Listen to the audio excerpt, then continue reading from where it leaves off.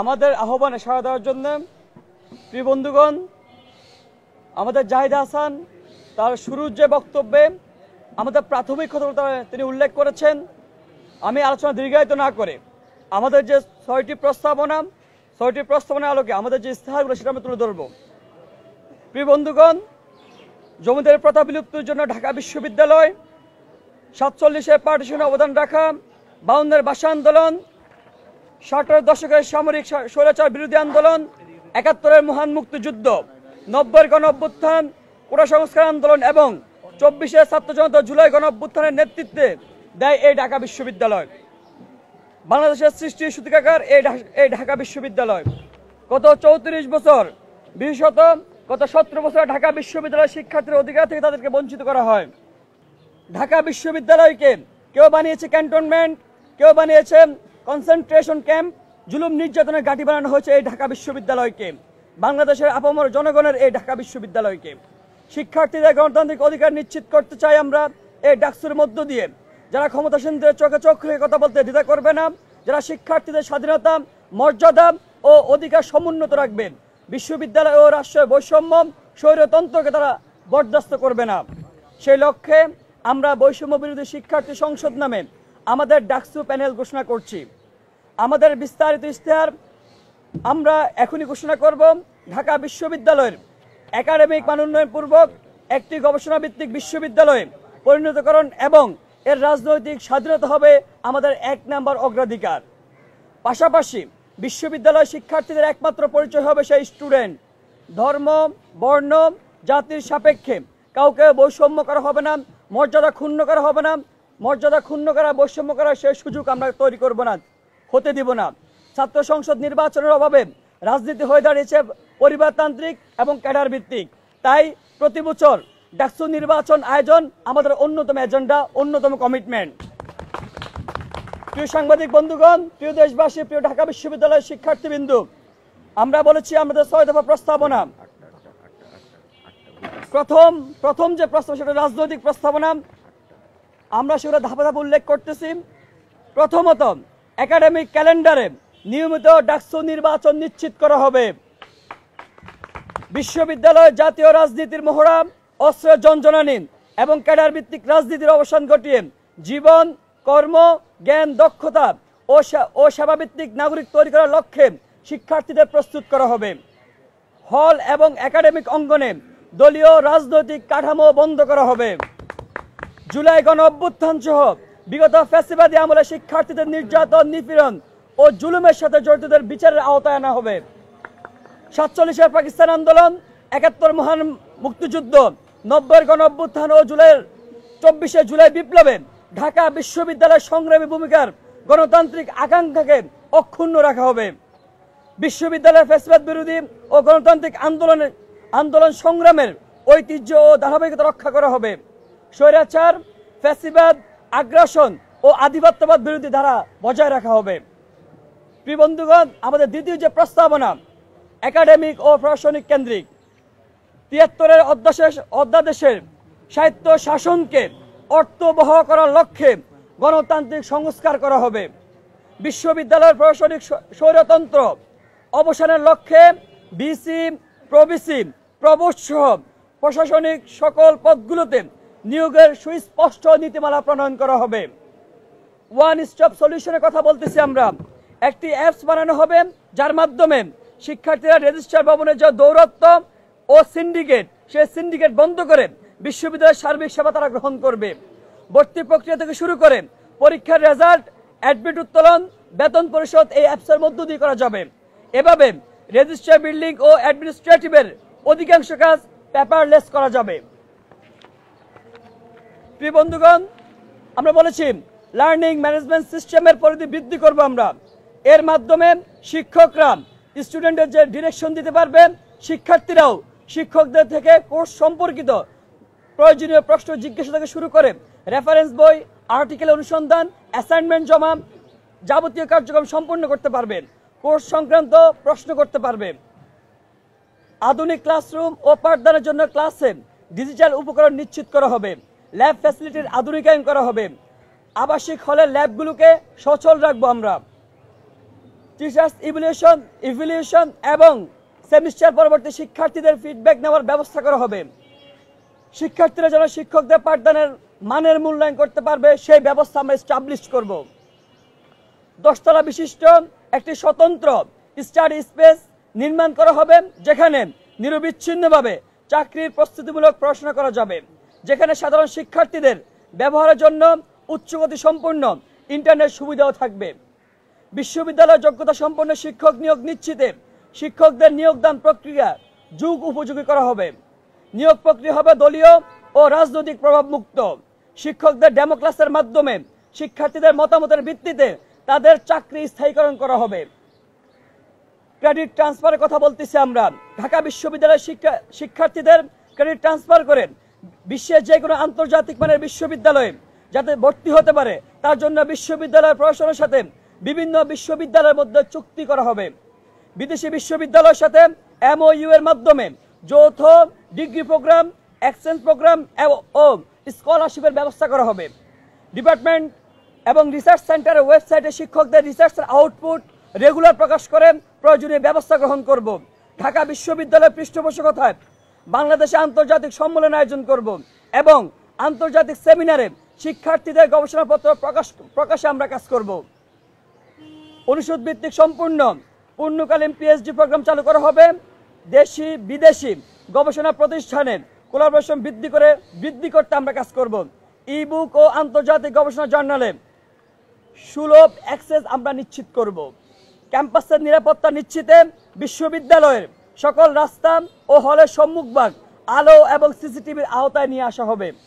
ফ্যাসিবাদী আমলের দলীয় রাজনীতির প্রভাব প্রতিষ্ঠার লক্ষ্যে বিশ্ববিদ্যালয়ের আবাসিক হলগুলোতে কথিত ম্যানার শিখানোর নামে গেস্টরুম সংস্কৃতির মাধ্যমে সাধারণ শিক্ষার্থীদের যে নির্যাতন ও ট্রমার শিকার হতে হয়েছে সেসব ট্রমা হিলিংয়ের জন্য প্রতিটি গেস্টরুমের নাম পরিবর্তন করে আমরা FNF centre, friends and family centre নামকরণ করব। গেস্টরুম বলতে বিশ্ববিদ্যালয়ে কোনো রেফারেন্স ওয়ার্ড থাকবে না। রাষ্ট্র কর্তৃক বেদখল হওয়া ঢাকা বিশ্ববিদ্যালয়ের 300 একর জমি আইনি প্রক্রিয়ার মাধ্যমে আমরা ফিরিয়ে আনতে কাজ করব। আমরা আমাদের পরবর্তী প্রস্তাবনার আওতায় আমরা বলেছি স্টুডেন্ট ওয়েলফেয়ার। প্রিয় বন্ধুগণ, আমরা বলেছি ওয়ান কার্ড ওয়াল সার্ভিস সিস্টেম, এর মাধ্যমে লাইব্রেরি অ্যাক্সেস, স্বাস্থ্য সেবা, পরিবহন সেবা, ক্যান্টিন সেবা, হলের প্রবেশাধিকার নিশ্চিত করা হবে। বিশ্ববিদ্যালয় ক্লাস শুরু হওয়ার 1 সপ্তাহ পূর্বে এই কার্ড প্রদান করা হবে। ওয়ান স্টুডেন্ট ওয়ান সিটের কথা আমরা বলতেছি। ওয়ান স্টুডেন্ট ওয়ান সিট নীতিমালার অধীনে হল প্রশাসনকে শক্তিশালী করে সিট বন্টনের একটি সমন্বিত নীতিমালা বাস্তবায়নের মাধ্যমে শিক্ষার্থীদের আবাসন সমস্যার সমাধানে উদ্যোগ নেওয়া হবে। আবাসন সংকট দূরীকরণে চাহিদাপত্র অনুযায়ী হলে শিক্ষার্থীদের অ্যাটাচমেন্ট দেওয়া হবে। কোনো হলে চাহিদার অতিরিক্ত শিক্ষার্থী অ্যালোকেট করা হবে না। আবাসন সংকট পরিপূর্ণ দূরীকরণ পর্যাপ্ত যারা সিট পাবে না তাদেরকে আবাসন ভর্তুকির এবং স্নাতকোত্তর রেজাল্ট প্রকাশের পর আবাসন ভর্তুকির আওতায় আনা হবে।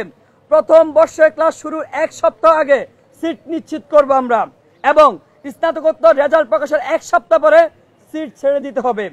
ঢাকা বিশ্ববিদ্যালয় শিক্ষার্থীদের জন্য স্বাস্থ্য বীমা নিশ্চিত করা হবে। ঢাকা বিশ্ববিদ্যালয় হেলথ কার্ড দ্বারা যে কোনো শিক্ষার্থী সরকারি কিংবা বেসরকারি যে কোনো হাসপাতালে বিনামূল্যে 50% সাশ্রয়ে চিকিৎসা সেবা পাবে। প্রতিটা হলে মেডিকেল অফিসারদের উপস্থিতি নিশ্চিত করা হবে এবং একটি করে সিক রুম থাকবে। তাছাড়া ক্যাম্পাসে জোন ভিত্তিক মেডিকেল ফার্মেসি থাকবে যা 24 ঘন্টা খোলা থাকবে। ঢাকা বিশ্ববিদ্যালয় মেডিকেল সেন্টারে আধুনিকায়ন করা হবে ও মানসিক স্বাস্থ্য সেবা নিশ্চিত করার লক্ষ্যে মেডিকেল সেন্টারে ট্রমা সেন্টার চালু করার জন্য প্রয়োজনীয় সকল পদক্ষেপ আমরা গ্রহণ করব। সকল শিক্ষার্থীর জন্য ল্যাপটপ নিশ্চিত করে প্রয়োজনীয় বিশ্ববিদ্যালয় কর্তৃক সুদবিহীন লোনের ব্যবস্থা করা হবে। এক্সটেন্ডেড স্বাস্থ্য সুবিধা ঢামেক ও PG হাসপাতালের সাথে মেডিকেল চেকআপ ও টেস্ট সংক্রান্ত MOU করব যেন শিক্ষার্থীরা সহজে চিকিৎসা সেবা পায়। জটিল ও দুরারোগ্য রোগের জন্য সুরক্ষা ব্যবস্থা আমরা নিশ্চিত করব। ভাড়া চালিত পরিবহন BRTCর উপর নির্ভরতা কমিয়ে এনে যতটা সম্ভব নিজস্ব পরিবহন নিশ্চিত করা হবে। ঢাকা বিশ্ববিদ্যালয় ক্যাম্পাসের জন্য পৃথক চক্রাকার বাসের ব্যবস্থা করা হবে, যাতে শিক্ষার্থীরা বিকাল 5টা পর্যন্ত ক্যাম্পাস থেকে বের হতে পারে এবং রাত 10টা পর্যন্ত বাসে করে নিরাপদে ক্যাম্পাসে ফিরতে পারে। ওয়ান কার্ড অল সার্ভিসের কথা আমরা বলতেছি। One card all service digital কার্ডের মধ্য দিয়ে, ডিজিটাল কার্ডের মাধ্যমে বিশ্ববিদ্যালয়ের শিক্ষার্থীদের খাবার অ্যাক্সেস নিশ্চিত করা হবে। ডাকসু ও টিএসসি ক্যাফেটেরিয়ার খাবারের ভর্তুকি প্রদান ও মান বৃদ্ধি করা হবে এবং যৌক্তিক মূল্য নিশ্চিত করা হবে। সোশ্যাল সায়েন্স মোকাররম কাজী মোতাহার হোসেন ভবনে ক্যান্টিন ক্যাফেটেরিয়া স্থাপন করা হবে। সেন্ট্রাল লাইব্রেরি সায়েন্স লাইব্রেরি আধুনিকায়ন করা হবে এবং অনুষদ ভিত্তিক লাইব্রেরি স্থাপন করা হবে। 24 ঘন্টা লাইব্রেরি সেবা নিশ্চিত করবো আমরা। ই লাইব্রেরি চালু করা হবে। এফবিএস এ ই লাইব্রেরি যেটা এখনো পর্যন্ত চালু নয় সেটা চালু করা হবে। এফবিএস এ ডাটা সেন্টার চালু করা হবে। বিশ্ববিদ্যালয়ের শিক্ষার্থীদের ডাটা সংরক্ষণ ও সিকিউর করার জন্য নিজস্ব ডাটা সেন্টার স্থাপন করা হবে। আমরা পরবর্তী প্রস্তাবনা বলতেছি ক্যারিয়ার ও স্কিল ডেভেলপমেন্টের কথা বলতেছি। কেন্দ্রীয়ভাবে ক্যারিয়ার ক্লাব প্রতিষ্ঠার মাধ্যমে শিক্ষার্থীদের ক্যারিয়ার সিলেকশন, গ্রুমিং এবং খণ্ডকালীন চাকরির ব্যবস্থা করা হবে। হলে হলে আউটসোর্সিং ও দক্ষতা উন্নয়ন প্রশিক্ষণ দেওয়া হবে, যাতে করে শিক্ষার্থীরা হলে বসে আয় করতে পারে। বিশ্ববিদ্যালয়ে আসার পরে শিক্ষার্থীদের দক্ষতা উন্নয়ন বিষয়ক বেসিক কোর্সের ব্যবস্থা করা হবে, যেমন PowerPoint, Excel, public speaking, এ সমস্ত বেসিক কোর্সের ব্যবস্থা করা হবে। বিজনেস ও উদ্যোক্তাদের জন্য হাব তৈরি করা হবে, যার মাধ্যমে তাদের ব্যবসা প্ল্যানিং এবং উদ্যোক্তা হতে সহযোগিতা করা হবে। বিশ্ববিদ্যালয়ের বিভিন্ন ওয়ার্কপ্লেসগুলোতে শিক্ষার্থীদের জন্য ন্যূনতম 1000 খণ্ডকালীন বা পার্ট টাইম চাকরির ব্যবস্থা করা হবে। অ্যালামনাই অ্যাসোসিয়েশনকে রাজনৈতিক প্রভাব মুক্ত করে শিক্ষার্থী বান্ধব হিসেবে তৈরি করা হবে। পরবর্তী অংশ এখন পড়বেন বৈষম্যবিরোধী শিক্ষার্থী সংসদ প্যানেলের জিএস বা সাধারণ সম্পাদক পদপ্রার্থী, জুলাই গণঅভ্যুত্থানের অন্যতম মহানায়ক আবু বাকের মজুমদার। আমাদের মোট 8টি প্রস্তাবনা, একটু এটা ভুল হয়েছিল। 8টি প্রস্তাবনার মধ্যে 48টি দাবি আছে। তো আমাদের আরেকটি প্রস্তাবনা হচ্ছে স্টুডেন্ট ডিগনিটি। আমরা দীর্ঘদিন দেখেছি যে আওয়ামী ফ্যাসিবাদের সময় স্টুডেন্ট ডিগনিটি, ছাত্রদের যে মর্যাদা, সেটা দেওয়া হয়নি। তো আমরা মনে করি দাড়ি, টুপি, বোরকা, হিজাব সহ পোশাক ও আঞ্চলিকতা কেন্দ্রিক মোরাল পুলিশিংয়ের বিরুদ্ধে কঠোর প্রশাসনিক ব্যবস্থা গ্রহণ নিশ্চিত করা হবে। ভিন্ন ধর্মাবলম্বী, জাতিসত্ত্বা ও মাদ্রাসা ব্যাকগ্রাউন্ড থেকে আসা শিক্ষার্থীদের অপহরণ ও বৈষম্য বন্ধ করা হবে। আমাদের পরবর্তী প্রস্তাবনা হচ্ছে ইন্টারনেট ও প্রযুক্তি কেন্দ্রিক। আমরা ইতিমধ্যে ঘোষণা দিয়েছি স্টার্লিংয়ের মাধ্যমে পুরো বিশ্ববিদ্যালয় এলাকাকে উচ্চগতি সম্পন্ন ইন্টারনেট সেবার আওতায় নিয়ে আসা হবে। সকল একাডেমিক বিল্ডিং ও হলকে এডু রুমে মাধ্যমে ফ্রি ও ফাস্ট ইন্টারনেটের আওতায় নিয়ে আসা হবে। বন্ধুগণ, এ পর্যায়ে আমাদের পরবর্তী আর 2টি প্রস্তাবনা বাকি আছে। এই 2টি উপস্থাপন করবেন বৈষম্যবিরোধী শিক্ষার্থী সংসদ প্যানেলের এজিএস পদপ্রার্থী, দীর্ঘদিনের যা লড়াই সংগ্রাম, ঢাকা বিশ্ববিদ্যালয়ের নারী নেতৃত্বদের মধ্যে অন্যতম মুখ, যিনি ফ্যাসিবাদের আমলে মেরুদণ্ড সোজা রেখে ফ্যাসিবাদের চোখে চোখ রেখে তিনি লড়াই করে গিয়েছেন।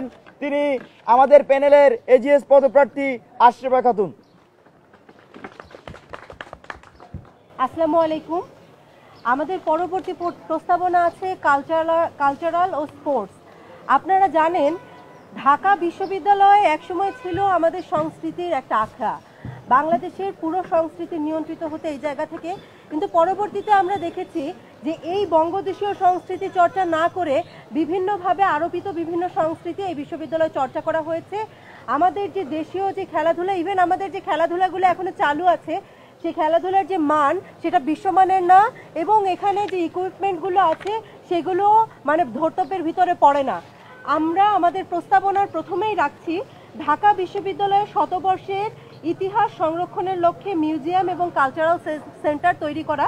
আমাদের যে গণতান্ত্রিক আন্দোলন এবং গণতান্ত্রিক আন্দোলনের যে ইতিহাস ঢাকা বিশ্ববিদ্যালয়ে আছে, সেই ইতিহাসগুলোকে আমরা এই মিউজিয়ামে সংরক্ষণ করে রাখব। 18টি হলের টিভি রুমকে আধুনিকায়ন করে মিনি সিনেপ্লেক্স তৈরি করা আর সেন্ট্রাল সিনেপ্লেক্স তৈরি করা হবে, যেখানে আমরা যে আমাদের যে কালচার আছে, আমাদের যে বিভিন্ন সিনেমা যেগুলো বাংলাদেশ এবং বিশ্বমানের যে সিনেমাগুলো আছে বা বিশ্বমানের যে সাংস্কৃতিক কর্ম, সেগুলো আমরা আমাদের এই মিনিপ্লেক্সের মাধ্যমে আমরা সেগুলো উপস্থাপন করব। আধুনিক গেমস রুম এবং জিমনেশিয়াম স্থাপন করা হবে। সাংস্কৃতিক কার্যক্রমে বরাদ্দ বৃদ্ধি করব। হল ভিত্তিক খেলার মাঠগুলোকে সংস্কার করব। খেলার মাঠগুলো স্টুডেন্টদের সর্বোত্তম ব্যবহার নিশ্চিত করব। আপনারা জানেন জসিমউদ্দিন হলের মাঠে হলপাড়ার সব ছেলেরাই প্রায় খেলাধুলা করে, কিন্তু ওই হল মাঠের অবস্থা এতটাই খারাপ যে বিভিন্ন সময়ে খেলাধুলা করতে গিয়ে ছেলেরা বিভিন্ন ইনজুরির শিকার হয়। মেয়েদের জন্য বিশেষ করে খেলাধুলার সেরকম কোনো মাঠের ব্যবস্থা নাই। আমরা প্রত্যেকটা মাঠকে আধুনিকায়ন করব এবং আধুনিকায়ন করার মাধ্যমে যেন কেউ খেলাধুলা করতে গিয়ে কোনো ইনজুরির শিকার না হয় সেটা নিশ্চিত করব। আমাদের হলগুলোতে ডিবেটিং ক্লাব, গবেষণা ক্লাব সহ অন্যান্য কো কারিকুলার অ্যাক্টিভিটিস সম্পর্কিত ক্লাবগুলোকে যুগোপযোগী করার উদ্যোগ গ্রহণ করব।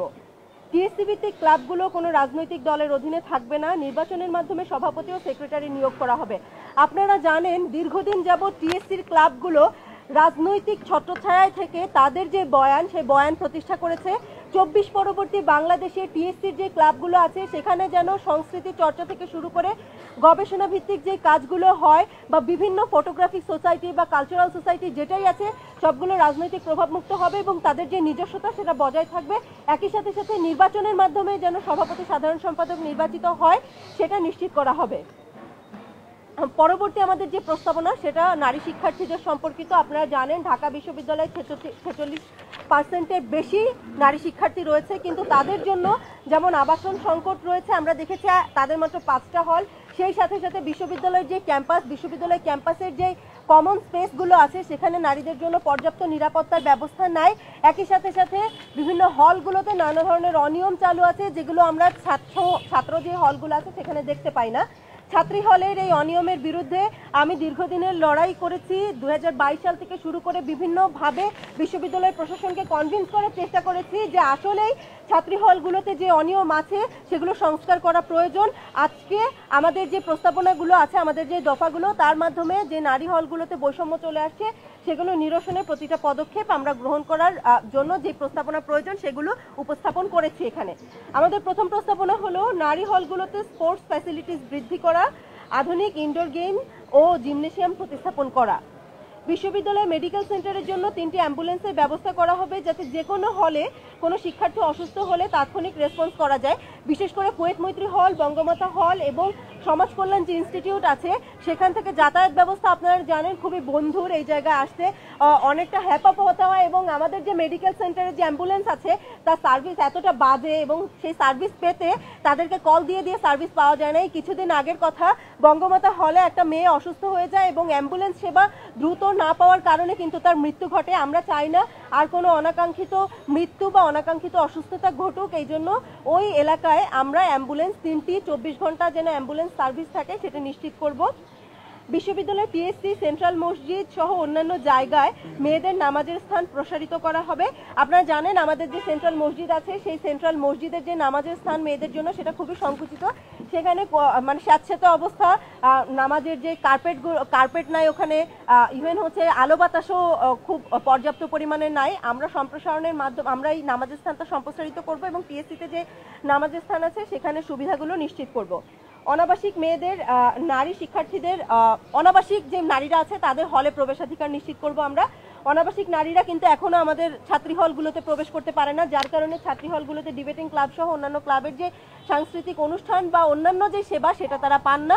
আমরা যদি নির্বাচিত হই বা নির্বাচিত যদি নাও হই তাও ছাত্রীদের কল্যাণে অনাবাসিক ছাত্রীরা যেন ছাত্রী হলে প্রবেশ করতে পারে সেটা নিশ্চিত করব। বিশ্ববিদ্যালয়ের জনপরিসর বা কমন স্পেসগুলো নারী বান্ধব করা হবে। বিশেষ করে টিএসসি এলাকায় নারীদের জন্য আসলে যে কমফোর্টেবল স্পেসের কথা বলি আমরা, সেই কমফোর্টেবল স্পেসটা কিন্তু নাই। আমরা প্রত্যেকটা কমন স্পেস যেন নারীদের জন্য কমফোর্টেবল হয় সেটা নিশ্চিত করব। নারী শিক্ষার্থীদের সাইবার বুলিং থেকে রক্ষা করতে বিশেষ সাইবার সিকিউরিটি সেল গঠন করব। আপনারা জানেন ঢাকা বিশ্ববিদ্যালয়ে একটা সেক্সুয়াল হ্যারাসমেন্ট সেল আছে নারীদের নিরাপত্তা দেওয়ার জন্য, কিন্তু আমরা বারবার দেখেছি যে নারীদের যে নিরাপত্তা দেওয়ার জন্য যে সাইবার মানে যে হ্যারাসমেন্ট, সেক্সুয়াল হ্যারাসমেন্ট সেল, সেটার যে কার্যকারিতা সেই কার্যকারিতা বহুদিন আগেই বন্ধ হয়ে গেছে। সমাজ কল্যাণ ইনস্টিটিউটের আমার খুব স্পষ্টভাবে মনে আছে 2022 বা 2023 সালের ঘটনা। সমাজ কল্যাণ ইনস্টিটিউটের 2023 সালের ঘটনা। সমাজ কল্যাণ ইনস্টিটিউটের একজন শিক্ষক সে তার ছাত্রীকে সেক্সুয়াল হ্যারাসমেন্ট করে, কিন্তু সেই হ্যারাসমেন্টের বিচার এখনো পর্যন্ত বিশ্ববিদ্যালয় প্রশাসন নিশ্চিত করেনি। একই সাথে সাথে জার্নালিজম ডিপার্টমেন্টের একজন শিক্ষক তিনিও সেক্সুয়াল হ্যারাসমেন্ট করেছিলেন তার শিক্ষার্থীকে, তার একজন নারী শিক্ষার্থীকে, একজন না একাধিক নারী শিক্ষার্থীকে তিনি সেক্সুয়াল হ্যারাসমেন্ট করেছেন, কিন্তু সেইটার বিচার এখনো পর্যন্ত নিশ্চিত করা হয়নি। আমরা যদি নির্বাচিত হই বা নির্বাচিত নাও হই তাহলেও সেক্সুয়াল হ্যারাসমেন্ট যে সেল আছে সেটার কার্যকারিতা বৃদ্ধির লক্ষ্যে কাজ করে যাব। নারী শিক্ষার্থীদের প্রতি লিঙ্গভিত্তিক যে কোনো ধরনের বৈষম্য হয়রানি দূর করে সমান মর্যাদাপূর্ণ পরিবেশ নিশ্চিত করব। একই সাথে সাথে আইনি সহায়তার জন্য আমরা বিশ্ববিদ্যালয়ের শিক্ষার্থীদের বিনামূল্যে আইনি সহায়তা ও পরামর্শ প্রদানের লক্ষ্যে লিগ্যাল সাপোর্ট সার্ভিস চালু করব। ধন্যবাদ সবাইকে। বন্ধুগণ, আমরা আমাদের 8 দফা প্রস্তাবনার আলোকে আমাদের যে ইশতেহার সেটি আপনাদের সামনে পাঠ করলাম। দেখুন, এই কাগজে এমন কিছু লেখা নেই যেটি আজকে আমরা নতুন বলছি।